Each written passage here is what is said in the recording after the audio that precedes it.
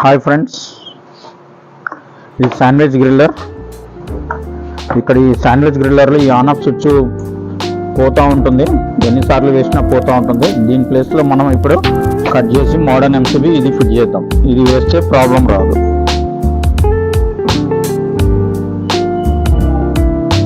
Okay, start చేద్దాం.